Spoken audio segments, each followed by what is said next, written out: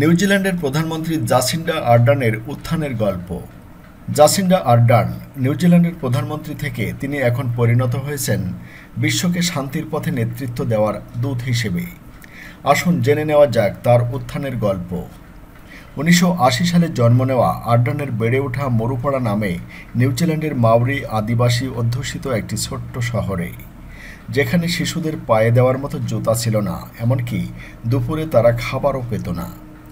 এই ঘটনায় তাকে রাজনীতিতে উদ্বুদ্ধ করে। উচ্চ মাধ্যমিক শেষে আর্ডার্ন পড়াশোনা করেন যোগাযোগবিদ্যায়। তার আগে 17 বছর বয়সেই যুক্ত হন নিউজিল্যান্ডের লেবার পার্টির রাজনীতিতে। স্নাতক শেষ করে আর্ডার্ন নিউজিল্যান্ডের লেবার পার্টির একজন সংসদ সদস্যের অধীনে গবেষক হিসেবে কাজ করেন। 2005 সালে পাড়ি জমান ব্রিটেনে। 2.5 বছর ব্রিটিশ প্রধানমন্ত্রী টনি ব্লেয়ারের মন্ত্রিসভার দপ্তরে চাকরি করেন। 2007 সালে ইন্টারন্যাশনাল ইউনিয়ন অব সোশ্যালিস্ট ওয়েলথের প্রেসিডেন্ট হিসেবে ঘুরে বেড়িয়েছেন আলজেরিয়া, চীন, ভারত, ইসরায়েল, জর্ডান ও লেবাননে। 2008 সালে আর্ডার্ন লেবার পার্টির সংসদ সদস্য হিসেবে নির্বাচনে অংশ নিয়েও 13,000 ভোটে হেরে যান, কিন্তু দেশটির সাংবিধানিক নিয়মে তিনি সংসদে যাওয়ার সুযোগ পান। 28 বছর বয়সে সর্বকনিষ্ঠ রাজনীতিবিদ হিসেবে জায়গা করে নেন হাউস অব রিপ্রেজেন্টেটিভে। 2017 সালে লেবার পার্টির উপপ্রধান নির্বাচিত হন আর্ডার্ন। নির্বাচনের 2 মাস আগে দলটির প্রধান পদত্যাগ করলে সেই ভার ও চাপে তার কাঁধে। নির্বাচনী প্রচারে তরুণদের কাছে ব্যাপক জনপ্রিয় হন আর্ডার্ন। তাকে নিয়ে এ সময় দেশটিতে জনপ্রিয়তার যে ঢেউ ওঠে তা পরিচিত জাসি ডামেনিয়া নামে। মাত্র 2 মাসের নেতৃত্বে অনেকটা অপ্রত্যাশিতভাবেই দলকে নির্বাচনে বিজয়ী করেন আর্ডার্ন।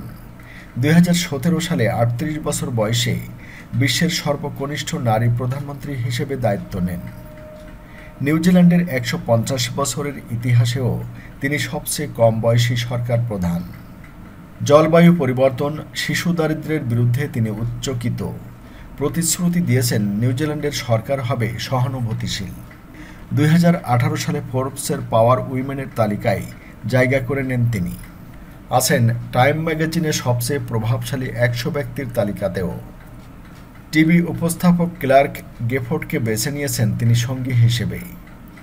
2018 সালের 22 জুন বেনজির ভুট্টোর পর বিশ্বের দ্বিতীয় প্রধানমন্ত্রী হিসেবে দায়িত্বকালে সন্তানের জন্ম দেন আর্ডার্ন। এজন্য মাত্র 6 সপ্তাহের মাতৃত্বকালীন ছুটি নিয়েছিলেন তিনি। বিশ্বে প্রথমবার কোনো প্রধানমন্ত্রী জাতিসংঘের সাধারণ অধিবেশনের কক্ষে সন্তান নিয়ে বক্তৃতা দিতে যান। তিনি জাসিন্ডা আর্ডার্ন। গত বছর নেলসন ম্যান্ডেলা পিস সামিটে অংশ নিয়ে আর্ডার্ন বিশ্ব গণমাধ্যমে খবরের শিরোনাম হয়েছেন। বক্তৃতা দেওয়ার সময় সন্তান ছিল সঙ্গী ক্লার্ক গেফোর্ডের কোলে। ক্রাইস্ট চার্চে নির্বিচারে গুলি চালিয়ে 50 জনকে হত্যার পর জাসিন্ডা আর্ডার্নকে নতুন করে চেনে বিশ্ব।